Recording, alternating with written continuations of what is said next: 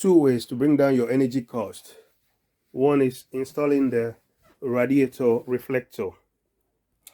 Two is spraying the spray foam. This is a closed cell spray foam for the loft.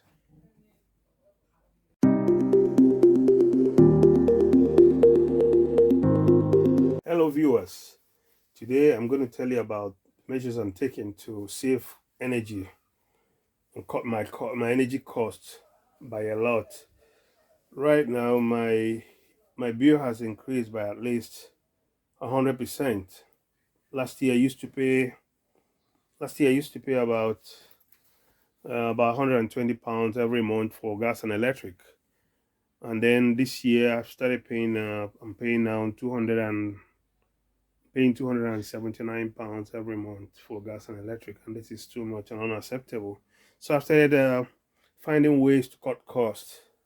So now what I've done is I'm going to insulate my roof with spray foam. So that's what I'm going to work on now. I'm going to work on this period. So this is what I've already started doing. I'll show you. I've started putting putting radiator reflectors. These radiator reflectors, what they do is that you cut them according to the size of your radiators, and then you put them on your radiator, behind your radiator. I'll put a few, put them on the back of your radiators, and those heat that used to go into the wall, instead of going back into the wall, they will be bouncing back into your installation. The way to find out is that after you've installed it, if you want to know if it's correct, because there are two sides to it, they tell you to put this side has to be to the wall, this side with the drawing has to be to the wall, and this side has to be to your radiator. So after installing it, you can measure the temperature behind your radiator with a laser, with that thermal imaging gun.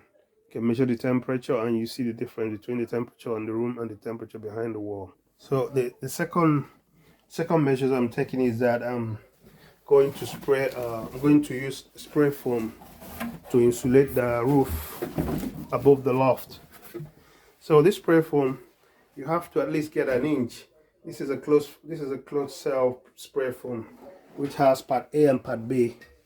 One is the isocyanate, and this is the polyol. So this is polyurethane.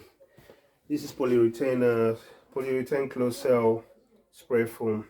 The kit, I bought the kit. The kit, I paid 720 pounds for the kit. So the kit comes with a spray gun. It comes with a spray gun. It comes with some nozzles. It comes with the foam cleaner for the gun, and it comes with some PPEs.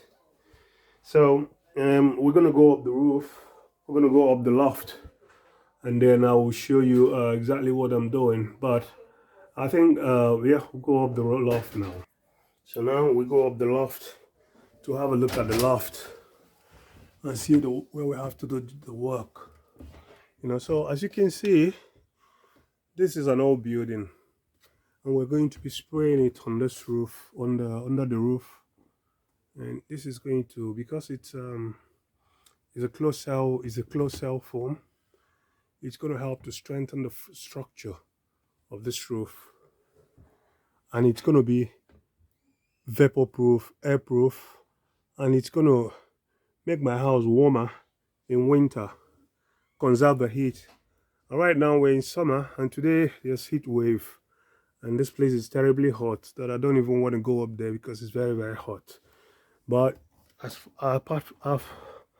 once I spread this, it is projected that this house is going to become colder. It's going to be cooler in summer, and it's going to be warmer in winter. So it's going to retain the heat and save my energy by 40%. So, but this is not cheap. The closed foam cell, you just need to get a thickness of 1 inch to be able to achieve an insulation. And what I have here, I have 2 tanks of each, 2 tanks of part A and 2 tanks of part B. So this is part A, which is a polyol. This is part B. So I got 2 tanks of each. This is part B polyol. So, and this is a part A. So in order to get the right thickness, I got 2 tanks of each of them in order to be able to achieve insulation. So it needs to be a bit thick for it to be able to achieve insulation. So I'm going to keep you updated as long as I go, so I do this. You really need to read the instruction. This can be dangerous if you do not read the instruction. Well, it's not really that dangerous, but it's can affect your health. It's dangerous to the health as well. But and then you have to get it at the right temperature. It's the right temperature to be working with this and to store is between 10 degrees and 38 degrees. It cannot be lower than that, and it cannot be higher than that. So I'm gonna try to maintain maintain it towards around that temperature. So I cannot spray it up there now because it's pretty warm up there now.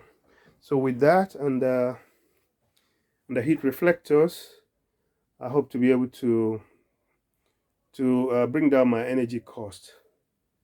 Thank you. See you on the next one. Bye bye.